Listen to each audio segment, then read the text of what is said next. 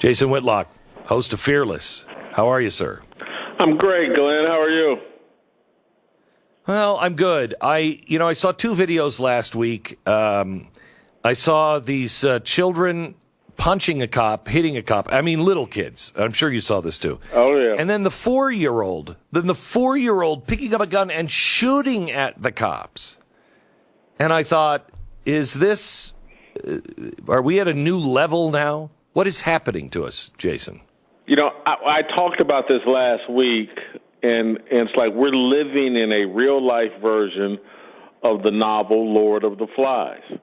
And young people are, they crash an airplane and a bunch of kids survive on this island, and they descend into total chaos and brutality and depravity because there's no adult supervision, because there's no faith in God. And that's what's happening with young people. There is no adult supervision, and so they're descending further and further into depravity and chaos and foolishness. And when you look at America, you were asking, is this organized? And yeah, I think all of this is organized. The people trying to undermine America have promoted the environment, the disrespect for authority, the disrespect for the country, the disrespect for law enforcement. And once you've imposed that mentality on the culture, this is the kind of chaos and depravity that's going to just become more and more pervasive. So how do we get out of that? Is anybody seeing anything good happen in the black community towards police officers, for instance? Well, as it relates specifically to the black community, I think it's what the entire American community is going to require, and that's a spiritual reawakening. It's the only hope. Yeah. As this culture has become more and more secular and more godless, it's just going to become more and more depraved. And again, you talk about it constantly, but all of this is rooted in the destruction of the family culture.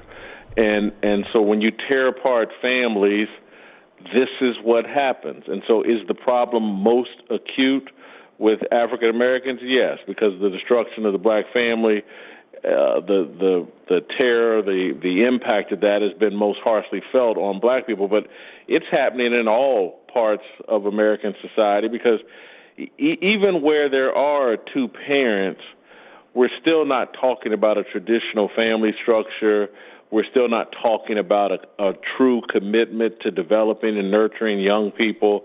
We deal with our young people after we deal with our jobs, after we deal with making as much money as we possibly can and have secured our second, third car, our second home. We just don't have, America doesn't have the commitment to young people and children that we used to have, and so we shouldn't be surprised that these kids are turning on us and turning on the culture and the society we've left them with. Jeez. All right, what's the big topic for you today on your show? Today, we're going to talk about Kyler Murray and the contracts being given out in the NFL and how, I'm less excited for the NFL than I have been at any time in my life. But the topic tomorrow that I'm going to get into that your audience would maybe really, really interested in is I watched a sermon from a minister called Bishop E.W. Jackson, and I think he gave it 2 weeks ago. I watched it yesterday. It is one of the greatest sermons, if not the greatest sermon I've ever watched, and it made me realize what the problem is with this whole January 6th thing and why it doesn't sit right with me and who's really to blame. And again, it wasn't his argument. What's the gist of it? Well, the gist of it is like, as Christians, as believers, we're sitting on the sidelines in this cultural war, and we have to get involved. This whole separation of church and state is being misused. And if we don't return to a John the Baptist mentality and impose our will on this culture, let's don't sit around and complain about the culture. And so for me, this wasn't his argument, but for me, my takeaway was I'd look at what happened on January 6th, and I blame the media, and I blame the left, and I blame all the lies that were told, but I also blame us as Christians, because we need, rather than, and again, this isn't an anti-Trump statement, but it's just a fact, rather than flying the Trump flag, we need to be flying a Jesus flag, a religious flag, a faith flag, and demanding that our politicians build a culture that is respectful of the Judeo-Christian culture that this country was founded upon.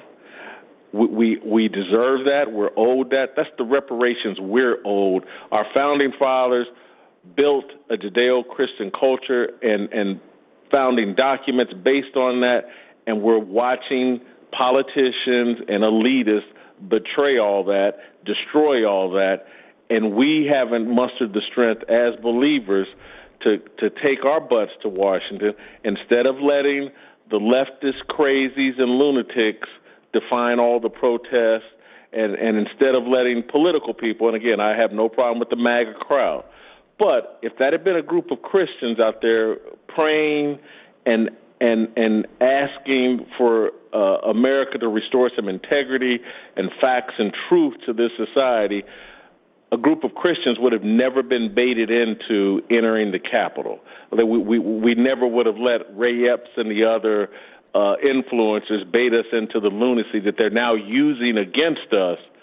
And so we got to put away these political identities and embrace the true identity of this country and the only identity that can really save this country, and that's faith in God.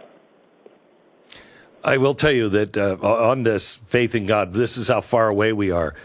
Did you know that we are now sending money overseas through Blinken, through the Bureau of Democracy, Human Rights, and Labor Grant Program, and it is promoting atheism and humanism. I did know that. Doesn't surprise me. And again, if we don't gather up as believers and say, we know what you're doing, and make them talk about what they're actually doing, we got to draw a line in the sand, Glenn. We just haven't done it. And enough is enough. The drag queens at schools, grooming and trying to bait our children into a lifestyle that is unhealthy and doesn't lead to reproduction. We got to stop this. If we can't draw a line in the sand over what they're doing to our kids, then we're cowards and we deserve the destruction that's coming to this country. Thank you so much. I really enjoyed talking to you. Thank you, Glenn. Love you too. You bet. Love you. Jason Whitlock, the Blaze TV host of Fearless.